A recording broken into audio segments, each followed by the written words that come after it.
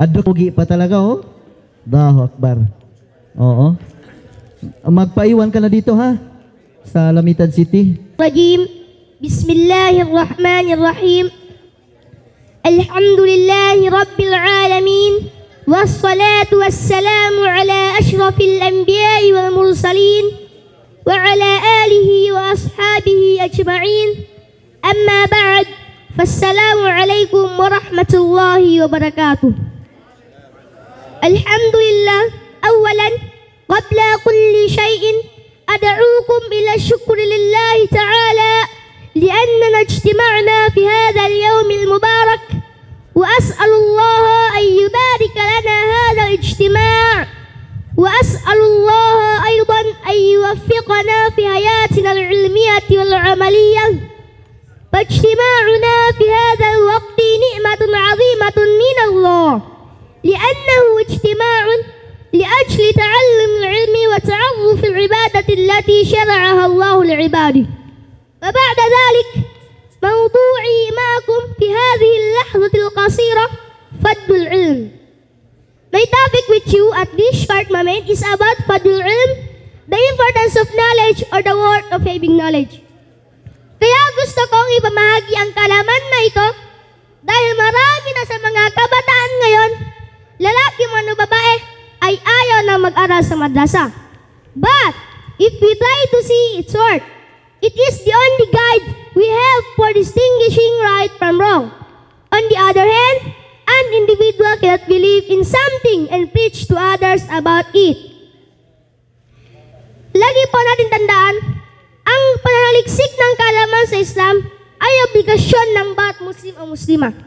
Sa hadith ng Propeta Muhammad, sumasakanya nawa ang kapayapaan, talabul ilmi faridatun ala kulli muslimin na muslimatin. It's mean that seeking knowledge is obligatory to every Muslim. Ganon kahalaga ang ilm. At baka magkamali po tayo.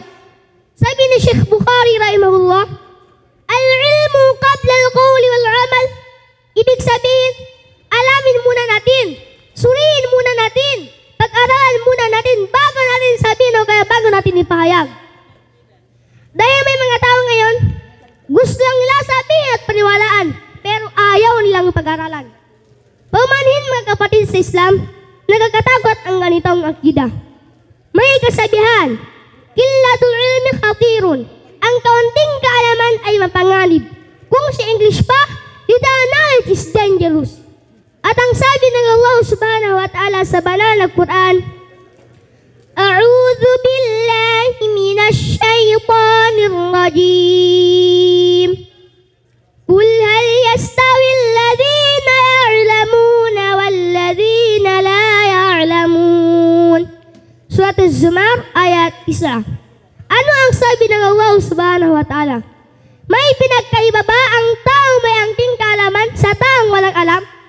About the question of Allah subhanahu wa ta'ala, let's use our critical thinking. There is a difference between an individual who possesses knowledge and who does not. Para sa akin, na may konting kaalaman, malayo ang agwat o ang pinagkaiba ng taong may angking kaalaman sa taong walang alam. Ito ay parang taong nakakakita at taong bulag. Just like when a blind man walks, even the road is full of light or even it is clear, there is a possibility for him to bump onto something due to his inability to see.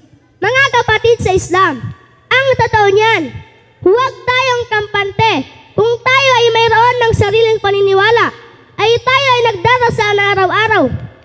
Pagkatapos, hindi na tayo mag-aral at sumusunod sa tamang paniniwala, hindi na tayo pumasok sa madrasa. Ang totoo niyan mga kapatid sa Islam, ang ilm ang siyang nagdalala at gagabay sa atin mula sa kadiliman patungo sa liwanag, mula sa kasamaan patungo sa kabutihan. And to talk how I be the title of the person in this world, Allah subhanahu wa ta'ala lift up the person with knowledge. Ako po ay humingi ng kumanhin. Ang taong may angking kaalaman ay nandito sa taas ng stage at sa unahan. At taong may kaunting kaalaman, nandyan lang sa tabi-tabi, nakikinig lamang. How about in the hereafter? Subhanallah, Allah Ta'ala said in the Holy Quran, A'udhu billahi minash shaytanir rajim. Yarfa'illahu alladhina amanu minkum walladhina utul ilma darajat. Suratul Mujadalah ayat 11. Allah Subhanahu wa Ta'ala lift up the title of those believers, those mu'min and those who study the ilm or knowledge of Allah Azza wa Jal. Sa makatwid, kung nais po natin iangat ng Allah Subhanahu wa Ta'ala ang ating sarili mula sa mundong ito hanggang sa kabilang buhay, lalong-lalo na ito mga kabataan na wala pang masyadong problema o iniisip sa buhay, dapat natin bigyan halaga at pagtuunan ng pansin ng pagmamadasa. Pag-aralan ng maigi ng kaalaman patungkol sa Allah at huwag natin igugol lahat ang ating oras sa paglalaro tulad ng ML, PUBG at iba pa. Let's spend ourselves to Allah's word in order for us to have peace and most of all for us to enter the Jannah of Allah Subhanahu wa Ta'ala.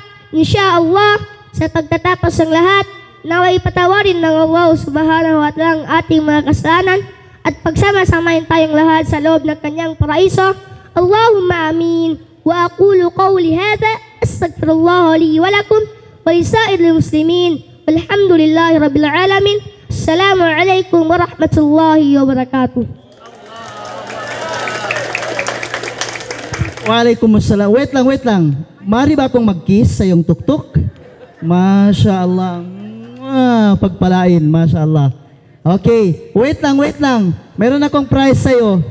O, pambili mo ng snack mamaya. Yan. Inshallah. Okay. Masya Allah. Magpaiwan ka na ha dito sa Lamitan City. Hatid lang kita pag malapit lang yan eh. Oo.